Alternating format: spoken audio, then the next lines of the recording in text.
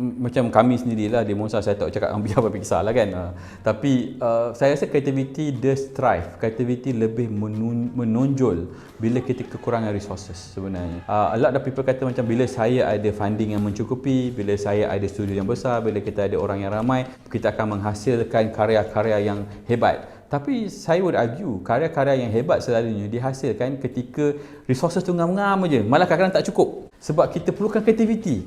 Berfikir macam mana nak buat cara ni berbeza.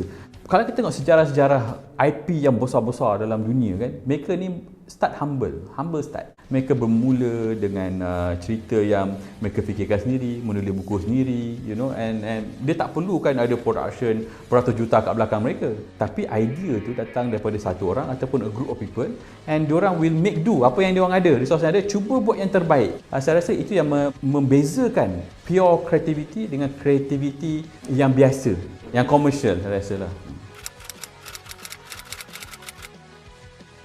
It depends on story apa you tulis lah kan. Tapi kelakar juga kalau kita tengok macam, saya tak tahulah, saya tengok kadang-kadang setengah show, dia punya cerita happy-happy, tapi dia punya author nampak macam wah depressednya. Ada author nampak happy-happy, cerita dia depressed pula kan. So saya pun macam mungkin itu satu personal preference, tapi saya do agree that kita kena, one of the human ability to ambil kita punya own pengalaman and kita punya pemikiran and diletakkan dalam satu limitation yang kita boleh mengeluarkan satu hasil yang bagus. Saya rasa itu antara bezakan kita dengan spesies-spesies lain lah kan.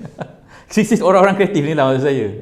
Tapi saya rasa artis-artis yang great artis yang kita ingat kan, mereka ni kalau kita nampak dia pure, hasil dia kita boleh nampak. And I think is a macam sebagai contoh kan, macam pengalaman saya sendirilah bila saya kata macam tentang Power, saya nak mengetengahkan jati diri, saya nak mengetengahkan pasal friendship. Saya nak bila orang tengok, macam Meka Mato pun saya nak bila orang tengok, orang rasa warm dalam cerita Monster ni lah. Itu saya tak pernah cakap dekat luar. Saya tak tahu lah, saya tak it's not in public. Tapi benda tu dalam creative processes. Sebab saya membesar dengan cerita-cerita sebegitu.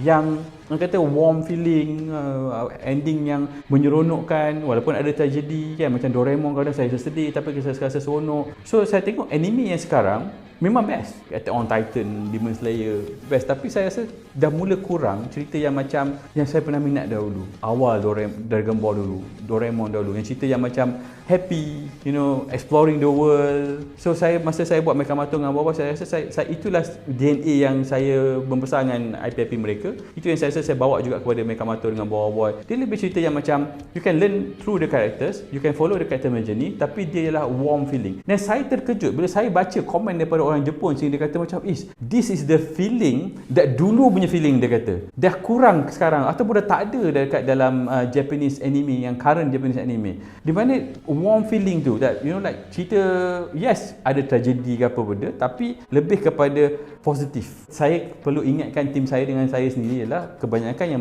menonton animasi ni ialah kanak-kanak.